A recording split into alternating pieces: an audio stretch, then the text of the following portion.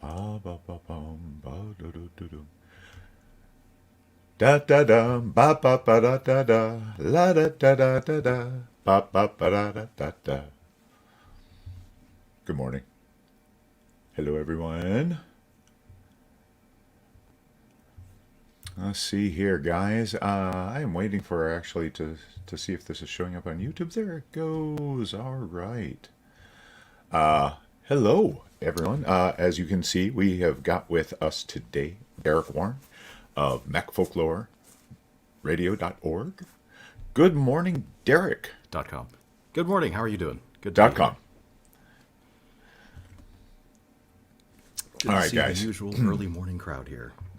Absolutely. Hello, Trina, Jeremy, Dave. Dave. All right, guys. So yeah, the adult's away, so I get to play today. Woo! No, I don't. I'm not as polished as James is when it comes to all the controls and everything, but we're gonna make it through this. Good morning, Charks. Good morning, Chris. All right.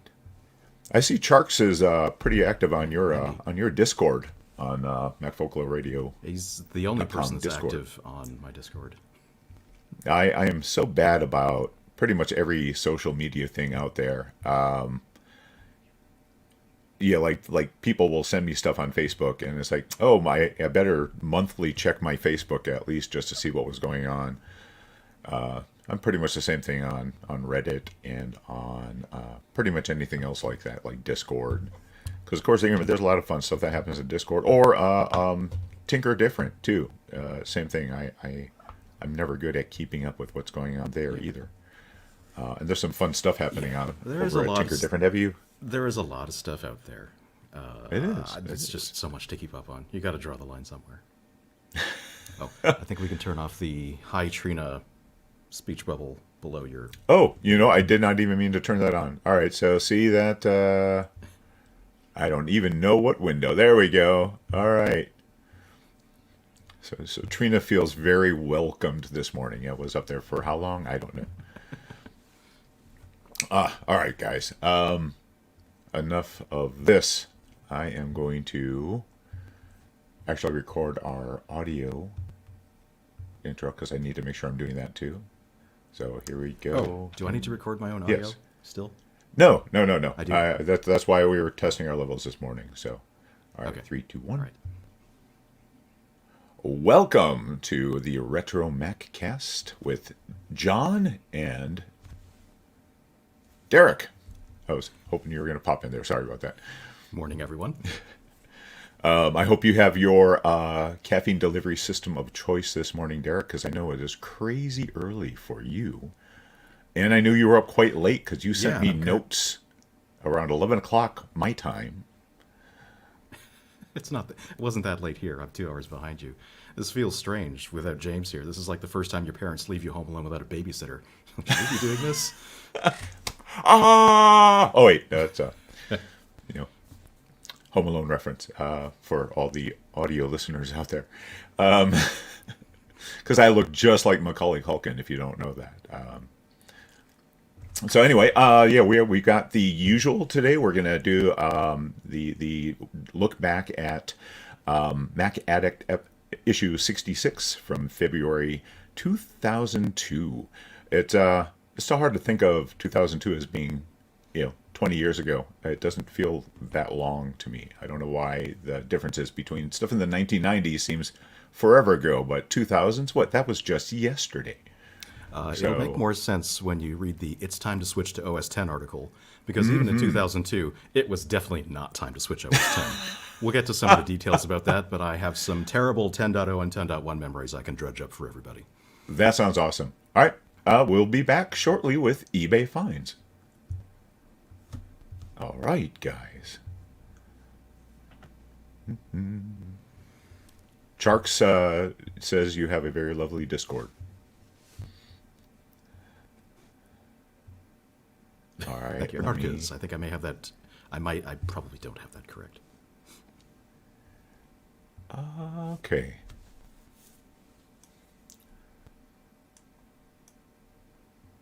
Yeah, I was. I think I was 10.3 before I finally switched to OS 10. Okay, so let's. All right, we're gonna go ahead and start recording here. All right, it is time for eBay finds. Let's take a look at what happened with last week's auctions. First of all, there was the 1991 Macintosh Classic 2. That sold for $330 after 13 bids. The Apple TV, the first generation one, sold. I'm assuming it is gone. It has been sold for $19.95. So if you want something that's almost like a Mac Mini but not as useful as a Mac Mini to put Leopard on, there's there's plenty out there, pretty darn cheap. And the last one was, for some reason, the portable battery charger did not sell. The one that they were trying to sell for $1,499.98. So, Strange. not too surprising there. Yeah, gosh. You could buy a whole nother portable for less than that and just, have a second battery charging in there. And Probably. it would be, cheaper. So let's go on to this week's auctions. First up, we have the Apple Macintosh PowerBook 5300 CS with a printer. With a, let's see, it is the Color StyleWriter 2200, which you can still find ink cartridges for. Obviously, they're kind of refurbished ones, not new. But still, it's kind of neat that there's still companies out there that are refurbishing ink cartridges for this thing. Yeah, I think it was just after 1992 that Apple basically started OEMing printers from HP and OE data and so on. Which helped as far as like be able to get supplies longer than if it was something that was proprietary. This is the CS, which means it has the passive matrix screen, which and it is garbage. I have one here. I don't recommend it. It is so hard in your eyes, it's unbelievable. So is yours a CS also compared to an active matrix? Oh, it's definitely dual. Yeah, it's 5300 CS. It's definitely, not only is it passive matrix, it's dual scan passive matrix, so it's even worse. It's actually two separately controlled. It's bizarre. When you try to photograph the screen, there's an unbelievable amount of flickering, and there's this odd lattice vignetting pattern to everything. It's so bad. I get a headache just looking at the thing.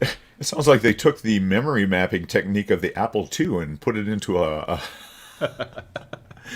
you have to switch screen. You had the, oh my gosh, that's crazy. PSC color artifacting, yeah.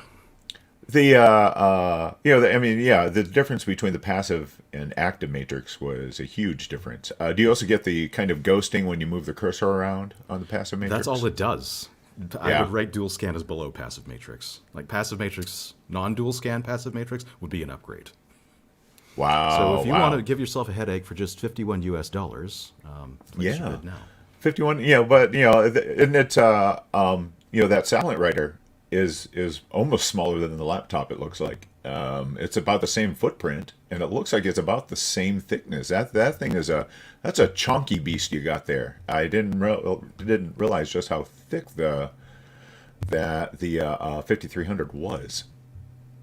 Actually, I posted a picture on my Discord. I posted a picture on my Discord. I don't have my MacBook Air with me. You can fit a MacBook Air, the thick edge, into the PC card slots. That's how thick it is. It's been a long time. Well, this one, $51 if you want to get this. This is a place a bid. This actually has 4 bids. So somebody's interested in iStrain. Somebody wants to be disappointed. Yeah. All right, so next up we have, here's another kind of new inbox system, or not new inbox, but a complete inbox. This is a 1984 Macintosh 128 complete inbox. Week 9, original RAM and bag working, which is, all fantastic stuff. The box looks in pretty good shape. This has got some really good action going on the auction. There's already up to 20 bids. This says 5 days to go. 20 bids already, $730. Looks like they're not going to. Yeah. I like how they say it's in week 9, like it was an inch. That like it was what? I like how they say it's from week 9 as if it was a newborn infant. Oh yes, right. Oh, it's only 9 weeks old. Aww. Yeah. Yeah. Probably This one's desperately coming out recapping of. too. Oh, I'm sure. Yeah, the fact that it's still up and running is great. With the 128 and the 512 and the plus, the analog board was the issue, not the motherboard. So, and unfortunately for this one, the recapping of that is pretty easy. It's through the hole, pretty nice. So yeah, a lot of action on that one. I'm curious to see how that one ends up in about 5 days. And the last one now, if you're gonna get that first one, the second one, I highly recommend also picking up the HyperDrive, the internal hard drive kit for the 128 and 512K. This one comes complete in box. I remember years ago which is curious because that's a dealer installable kind of thing, or it needs to be installed by Yeah. a dealer because it's quite delicate. There's not a lot of space in a Well, 128. not only that, but I mean, back then it would have been dealer installable just because nobody else would have had the the large extra long T15 handle that you would need to get your case open, and maybe a case cracker to get your case open. Yeah. I was very excited, then very disappointed one time when I got a bunch of compact Macs from a local Apple repair guy that he gave me for free, and one of them actually had a HyperDrive sticker on the back of the 128K case. I'm like, ooh, and yeah, no, I opened it, and that was much sadness after that because there was nothing inside, which I should have been able to tell just from the weight, because I'm sure this thing is pretty heavy. Those drives were pretty heavy, and then of course you've got whatever the daughter board. I'm assuming now. I've seen some of the accelerators for those, and they snapped onto the processor. So I'm assuming this is similar. I was trying to see get a kind of a better look at some of the pictures, and it's hard to tell what we're looking at here. I see like an extra power supply. There's a Molex connector, but I don't see anything showing the bottom of the daughter board. Yeah. I've seen a couple of YouTube videos that just show the underside of the PCB. It looks like not a clip, but like a press fit kind of deal. Okay. Reliable as just having a set, not as reliable as socketing it, but up. Oh, sure, yeah, Maybe yeah. better than a clip. Yeah. So this one, buy it now, $998. If you are a hardcore collector, this is, I would say that's worth it. I mean, it's certainly more than I would be willing to spend, because I'm pretty thrifty when it comes to this stuff. But boy, it's pretty cool, and I've never seen a complete kit in the box like this. It's got all the foam, it's got everything. Pretty cool. Yeah. Looks like it's it looks like it was removed from a machine and just thrown back into the foam there on that what is that, the second or third picture? Yeah. So Yeah. Good luck figuring out that puzzle. Hopefully BitSavers has the installation guide. All right, we're off on that one. Okay. Let's see what's going on in the comments. We have brand new visitor, Retro Techie. Welcome, Retro Techie. Hey, and my friend Wright. I've known him for many years and done And lots I know of. you've both mentioned Art many times in the podcast. So Yes, yeah. I'm Art starting to miss is Art too, and I have no idea who he is. he is living his good life right now. He is he retired several years ago, and Is he the one that gave you the Apple III? No. That was my Apple III was an eBay find. No, he just gave me a bunch of the compact Macs that I've been working on lately. Right. So, yeah. So shall we get into? Let me go ahead and swap out some screens here. We can bring up the magazine.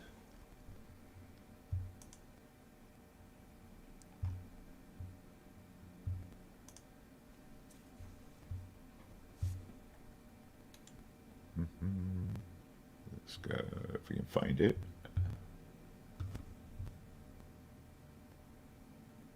And it would appear I quit preview. Oh no, here we go. All right.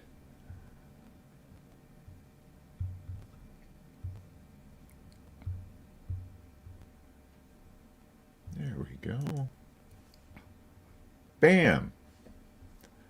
All right, let's see how this is going to go. I'm going to just go ahead and start recording. Thank you very much, Wright. I actually don't like showing my face, especially on social media, so you saw nothing. But it is a wonderful voice. I was actually telling people about how awesome your voice was at supper last night. I don't know why you do this. You've got a pretty good voice too. You sound like you're about 10 times my size, really, to the audio podcast listeners. All right, let's go ahead and. All right, let's. Wrights. Oh, sorry. Oh, that's good. I will stop interrupting the recording. No, that's okay. All right, 3, 2, 1. All right, let's take a look at MacAddict and why it's really not time to switch to OS X, even though they say it's time. So I just want to talk about your note-taking versus my note-taking. And there's a reason that you are awesome at the sort of kind of archivally stuff. There's all the stuff you have to do, all the research you do for Mac Folklore Radio. So last night around 11, when I got your notes, and you had a complete outline of pretty much everything in the magazine, and then I looked at my 10 line of notes that I have. I'm like, yeah, I'm just gonna sit back and listen to Derek because I had to scale it back, man. I got to like page 10. I'm like, maybe I should stop rambling. Cut out a bunch of stuff. I cursed with two things. One thing, I like providing some context to people, which my listeners are probably sick of doing. And number two, I'm cursed with remembering all the history stuff I come across. So it actually doesn't take that much time. But just to set the scene, back in February 2002, what sort of Mac hardware did you touch every single day? Oh, dude, I was still rocking my Performance 6200. Right, so when you see a cover like this, yeah, you're not switching to OS X, not even with X post facto. No. Yeah, I had a G4 466 and a G3 dual USB iBook. I had just bought those two things, and it was a long time ago. Well, now that you say that, I'm going to say, yeah, by that time I did have my blue and white G3, but still, I wasn't going to be, I didn't touch OS X until like 10.3 or maybe even 10.4. But I'm sorry, go ahead. Yeah, I didn't start converting ordinary users over to OS X until 10.3. So that's 18 months away, which is going to be a theme throughout some of the reviews and articles in this magazine. Back in 2002, what's the first thing in the magazine you would like to take a look at? Oh, well, actually, let's just go to the next page, because Microsoft is telling us what to do with Office 10, which has been carbonized to run native on OS 10. What are they telling you to do? Don't touch it. I think is the correct message.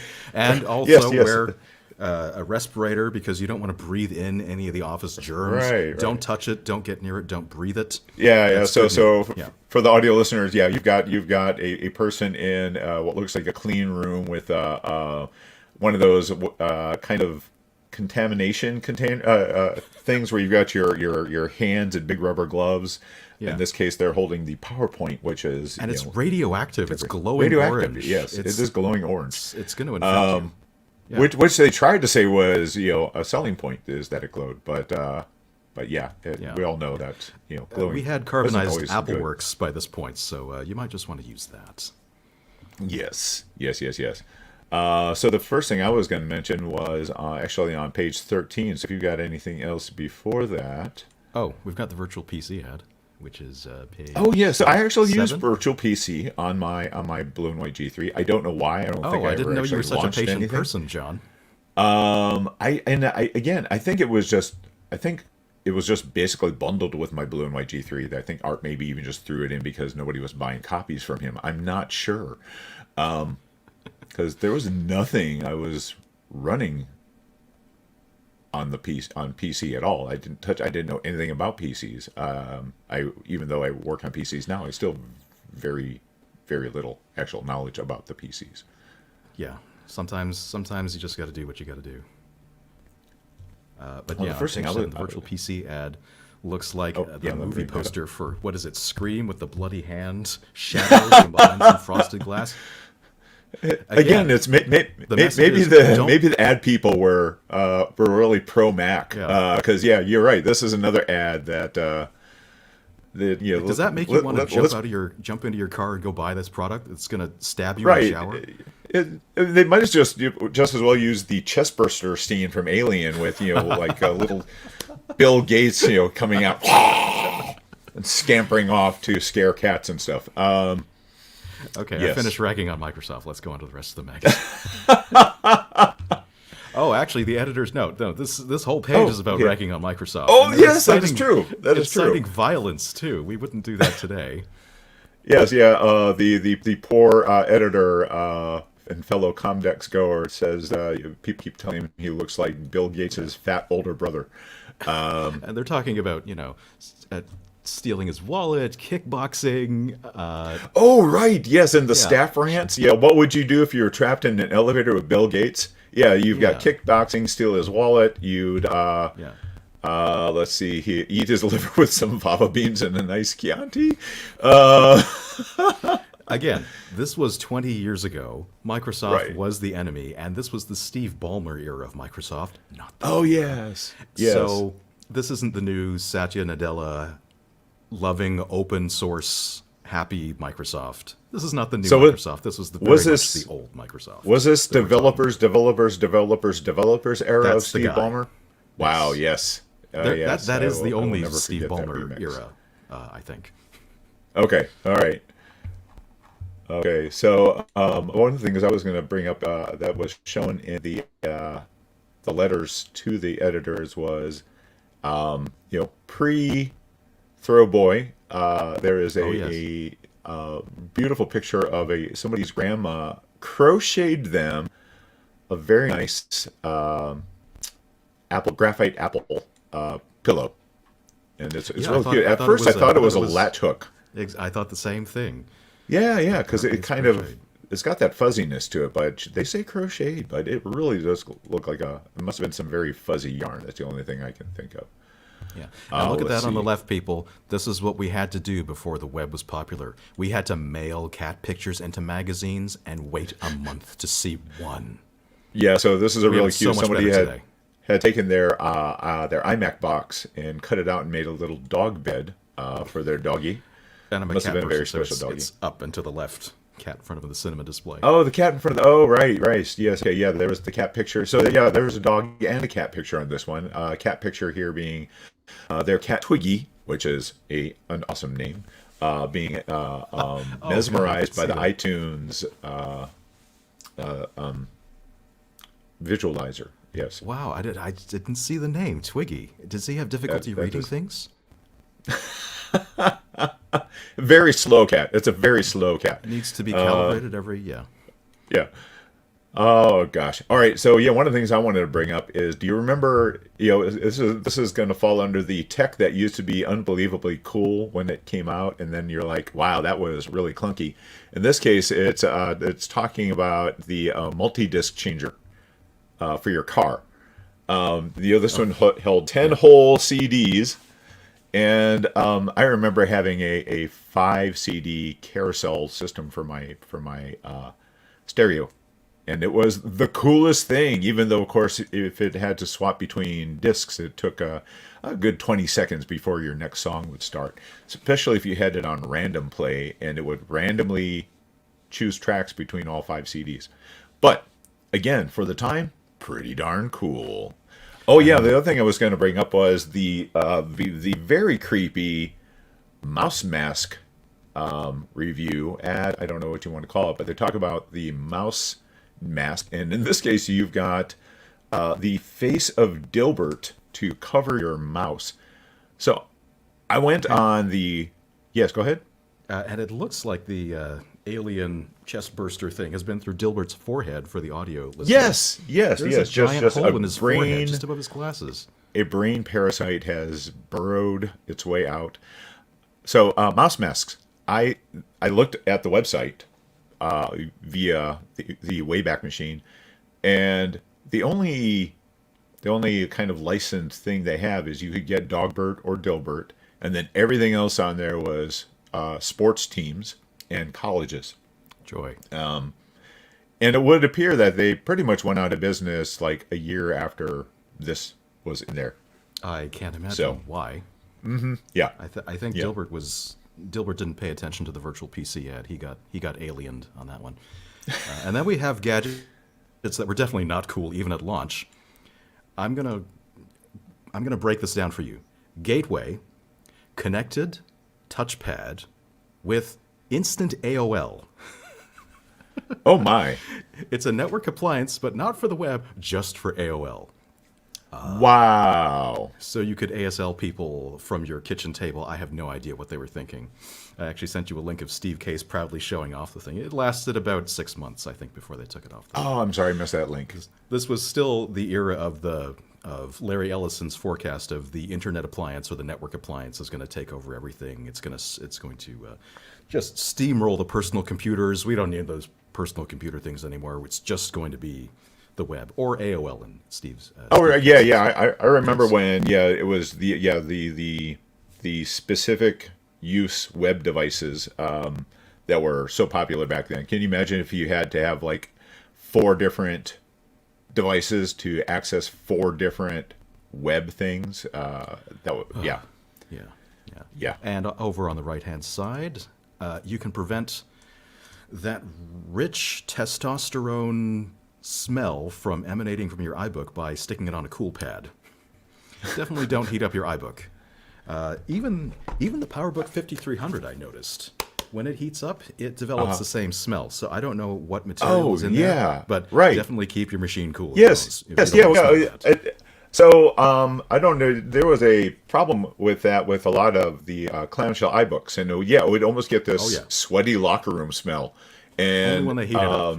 Only when they heat it up, yeah. And somebody mentioned that it was some sort of adhesive that was used in those.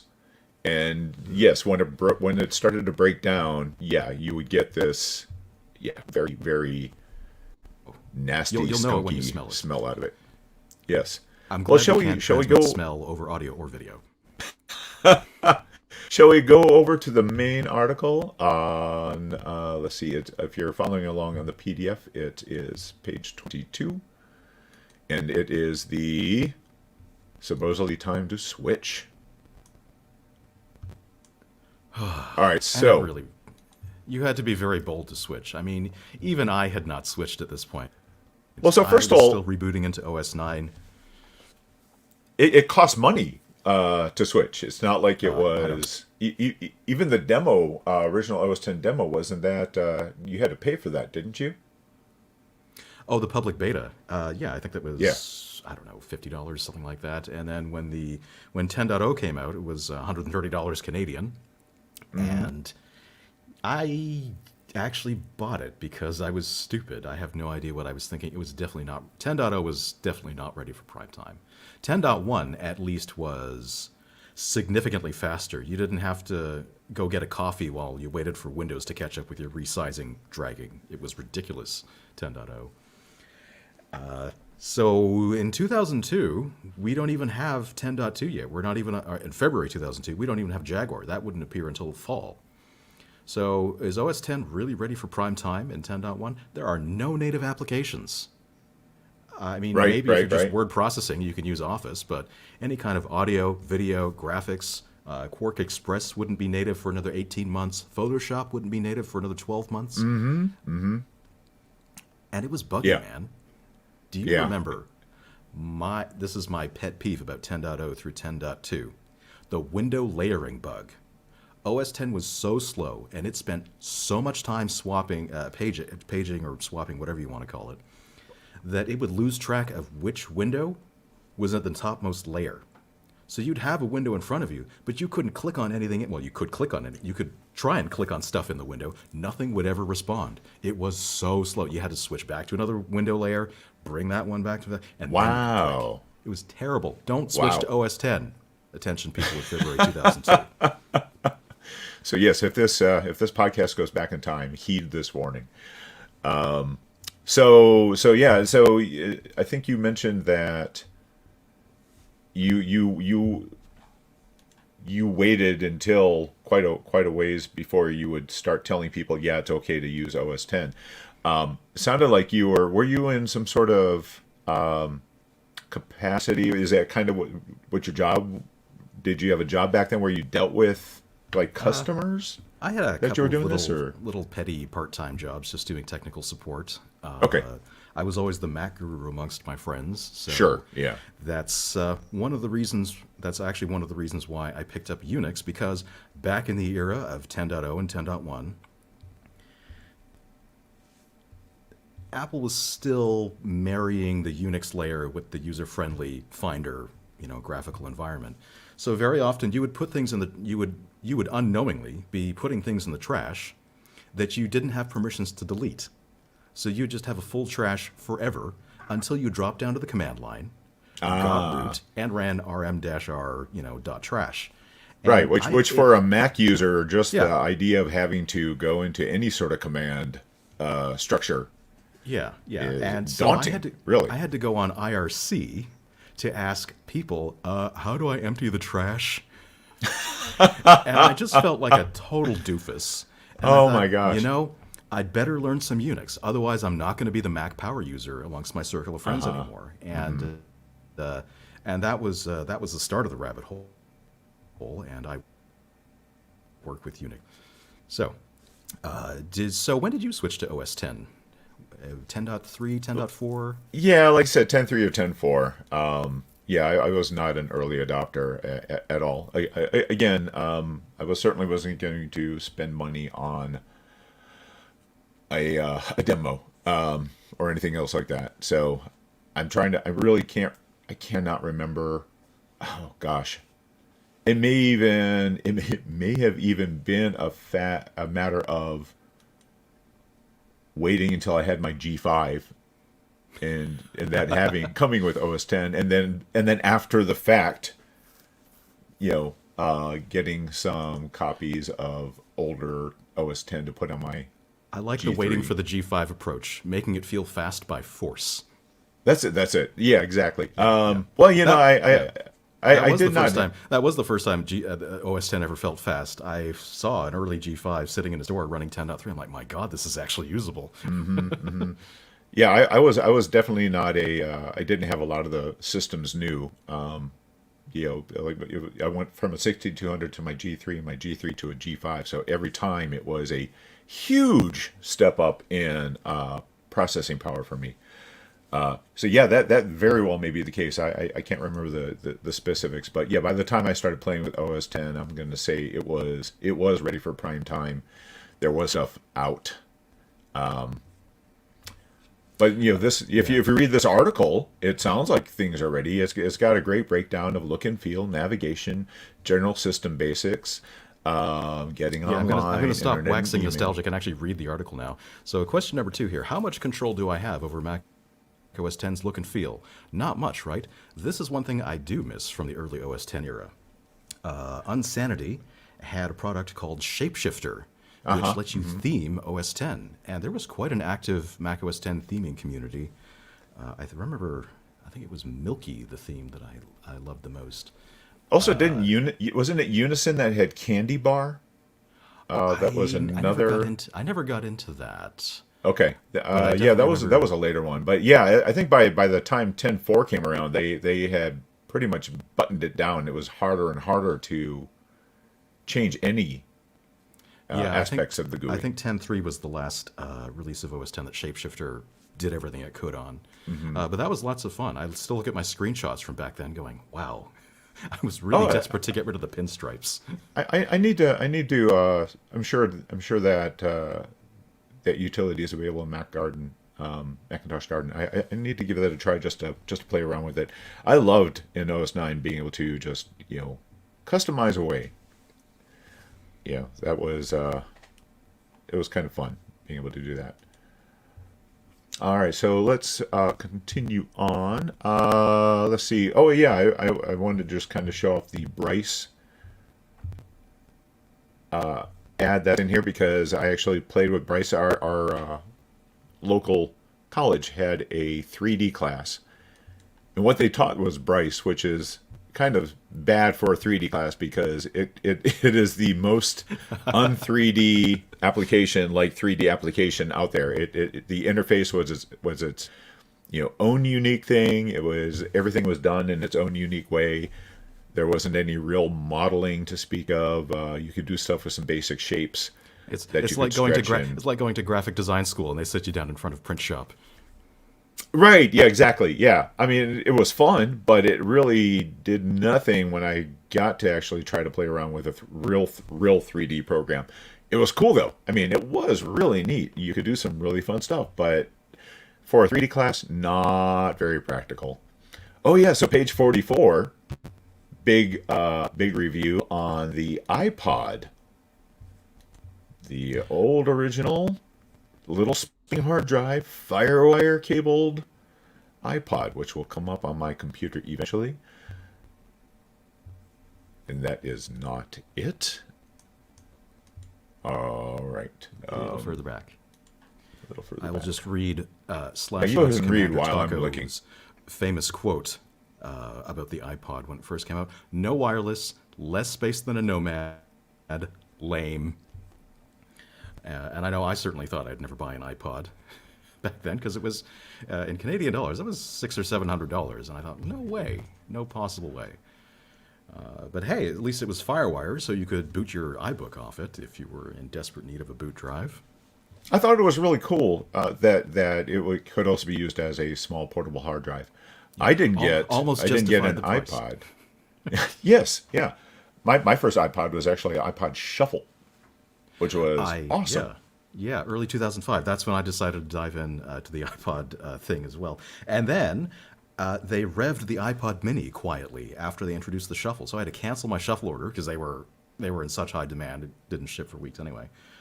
And I got a Mini instead, and that's how I started. Oh, very nice. I still had that. Yeah. I've got the bottom part of the Shuffle. One of the cool things on the original Shuffle is it came with a cord, so you could hang it around your neck, which was great. Because it was kind of tied to the geared USB toward cap, like joggers, and so you had this little cable that covered the USB cap. And I've lost that part, but I've got the rest of the Shuffle, and that was so much fun being able to have that in the car to listen to music as opposed to cassette tape. We skipped over a product on the new products page back on page 6 or 7. Media 4 had a product called XPod, which promised to let you sync the original generation 2001 iPod with Windows. So already, we have Windows users clamoring to get their hands on the iPod, which Apple didn't respond to completely until 2 or 3 years later. Right, with the awesome Hell Froze Over ad. Do you remember that? I do. They got in some trouble for that, and they got in a lot of trouble for that.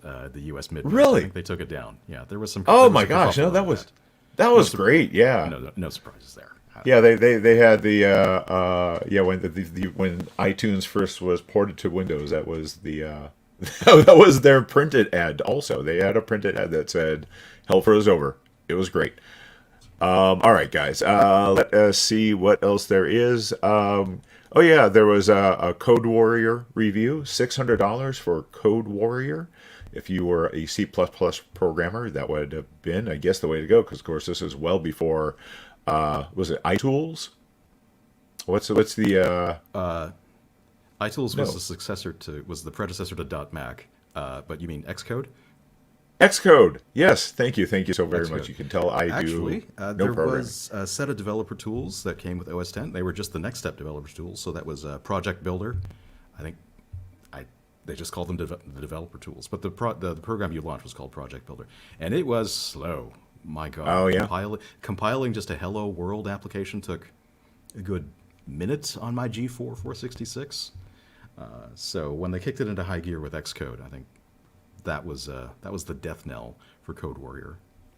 That and not supporting Objective-C fully. Now, so you've done programming though, right? You program. Not that much, You but I are do a pop it open programmer. occasionally to compile other people's applications. That's cool. Yeah, I know you've helped me with Linux stuff in the past for the Raspberry Pi. So Which is I a know lot you simpler than know some programming. stuff. So yeah, that's Okay. different. All right.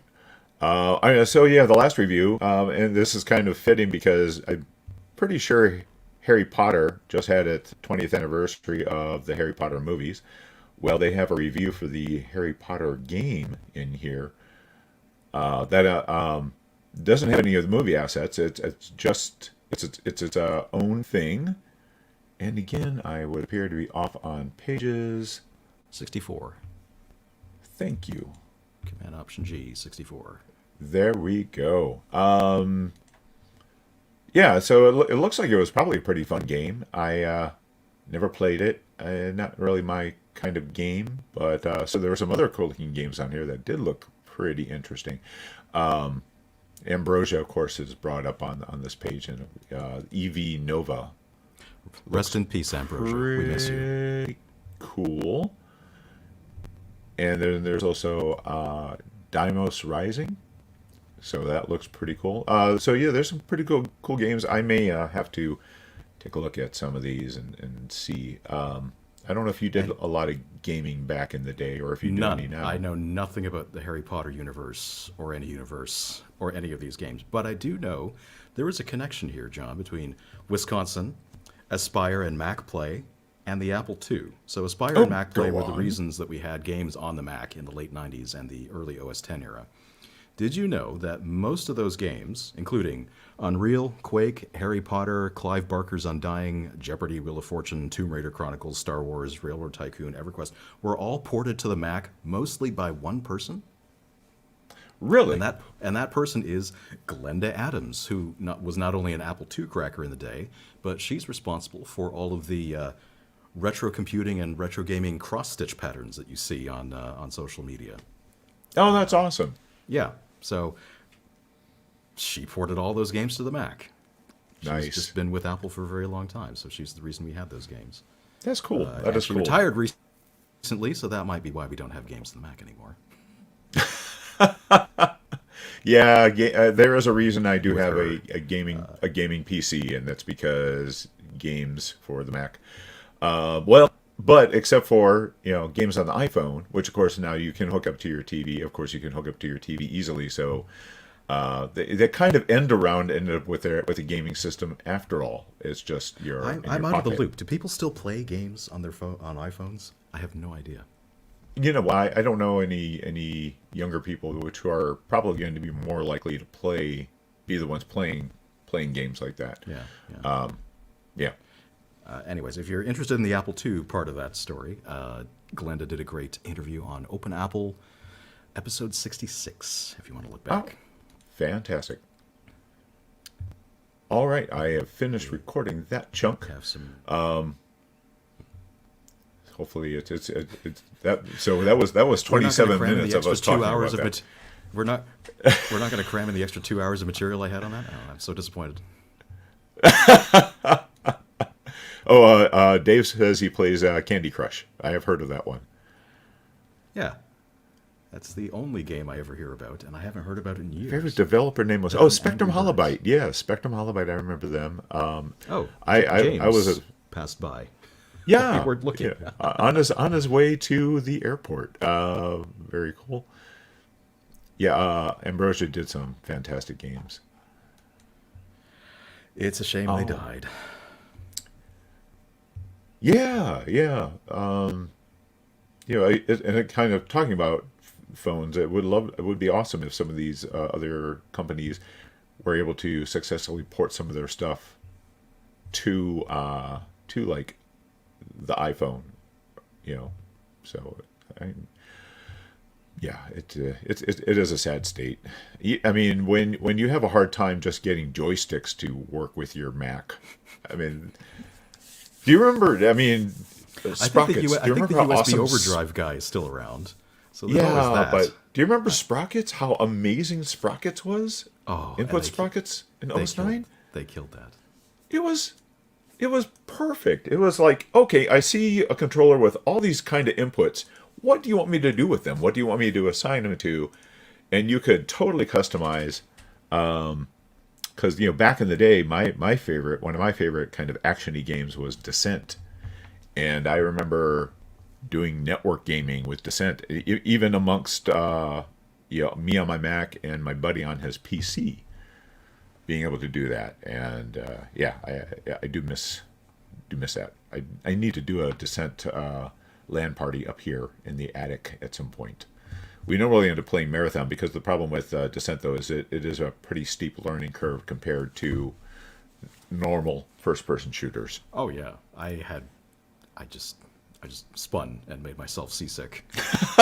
Yeah, that was another problem. Is I did have some friends who couldn't play it at all because it would make them motion sick, which I guess is a testament to how good the graphics were in the game, that it could actually give you motion sickness. I think MacAddict's tagline for the review was Descent, where you quickly lose the concept of up. So that was perfect. All right, well, let me get the last few bits so we can do the news segment. I'll go ahead and get that. Swap out my screen sharing again.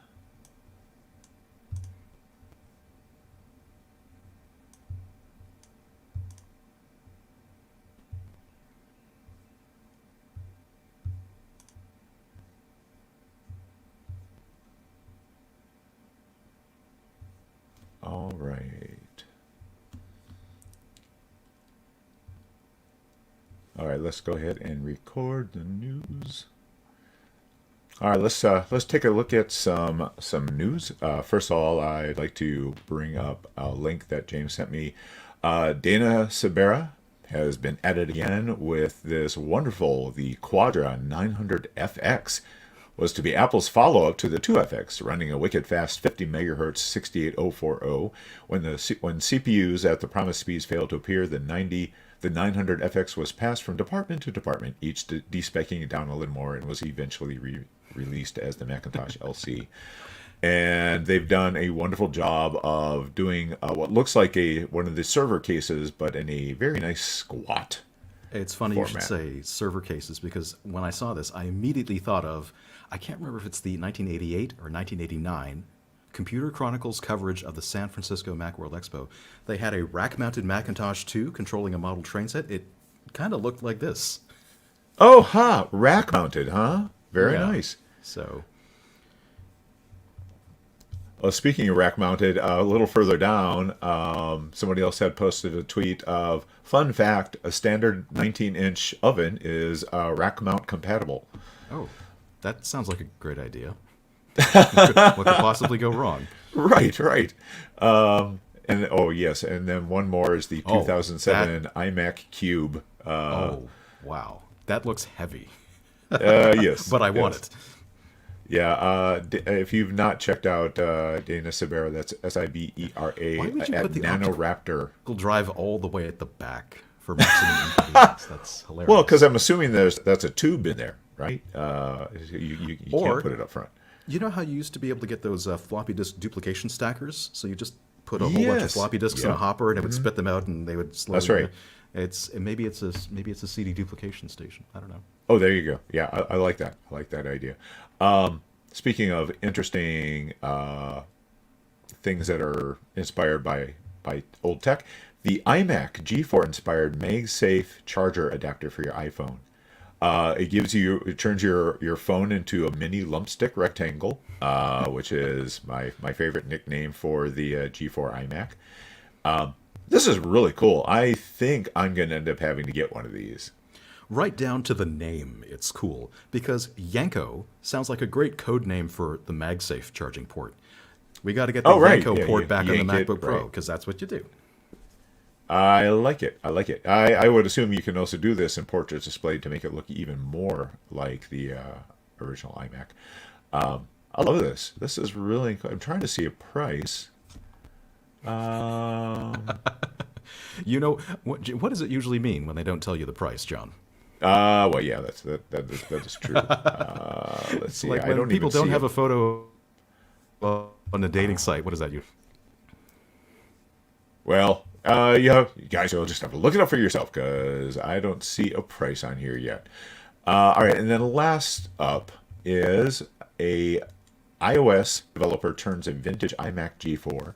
Speaking of the G4 iMac, into an M1 Mac. I've seen a couple of different ones where people have put the different computers in the base. I've seen a Nook put in there, which of course you can Hackintosh to make it run OS 10, or if you want the latest and greatest, you can put an M1 Mac inside there. And it's great being able to use the original screen because it was still is a gorgeous screen on the G4 iMac, and still one of my favorite. Not bad design. Yeah. What does he put in the base? Is it a MacBook Air or a Mini?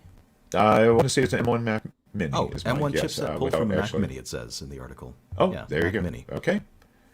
So probably runs a lot cooler than the G4 iMac did. Probably have a lot of space left over in there, as a matter of fact. So anyway, it's really cool. I would love to have something like that, and of course, because it's USB, you can still use the original keyboard, or if you want to go all swanky, use the Pro keyboard with it. I like it. Okay. Oh, okay. So Charks, who actually read more of the article than I did, says it's safe to assume that it's still under development and will probably launch commercially sometime this year for the MagSafe. So they don't know what price it is either. Excellent. Right. Or if the lawyers have already gotten involved. So I want to show off to our listeners. I talked to you about this a little bit last night. So the clear Apple IIe case, this gorgeous clear Apple IIe case. Ooh, the same people, Mac Effects. They finally, after the poor people that were doing this, had so many delays with all the shipping issues that have been happening lately and supply chain issues. This was originally supposed to get to us sometime last year, but it finally got here, and it is the clear and chrome keyboard. Wow. Chrome. That's going to go into that clear case. This is a thing of absolute beauty, guys. I cannot wait to get this. Oh yeah, and it's new keys too. Oh. Look, I'm typing as fast as you do. It sounds like clicky Cherry MX switches. Are those MX Blues? I can't remember what they are. They are. They're not the worst keyboard ever. This is so mushy, it's unbelievable. Oh, I hate the mushy. So this one, this feels absolutely beautiful. And again, I'm just looking forward to getting that thing in there because, it is artwork there, buddy. So, all right. So I suppose we should wrap this up. We've kept these poor people on for almost an hour. As always, thank you guys very much for joining us. I have no idea what we're going to do next week, but let me go ahead and record the outro. Well, I want to thank you, Derek, for joining me on the podcast today. If you have not checked it out, you need to check out the wonderful podcast. Go over to macfolkloreradio.com and check it out. Derek, is there anything you'd like to add? Thanks for listening to me ramble for an hour. Lovely to be here. All right. Well, in that case, we know how we all end the show, and I'm going to do the first part for a change, and it is, remember, it is not old. It's retro. Awesome. All right. Thanks, everyone, for being on, as always. You guys make it fun. And again, just personal thanks, Derek. It's always fun having you on. You are... we're not kidding when we say you are our archivist, because it is amazing how much you remember. Your memory has just got to be outstanding. Well, thank you very much. I need to work on my hosting skills, though, so thank you very much for carrying me. No, it was great. For dragging me through this episode. No, dude. There was no dragging. If anything, you were pushing me along, because, again, the level of preparedness you have over me was just fantastic. So, all I'm going to say bye, everyone, and getting in the stream. So bye, everyone. Thanks for watching. See you guys.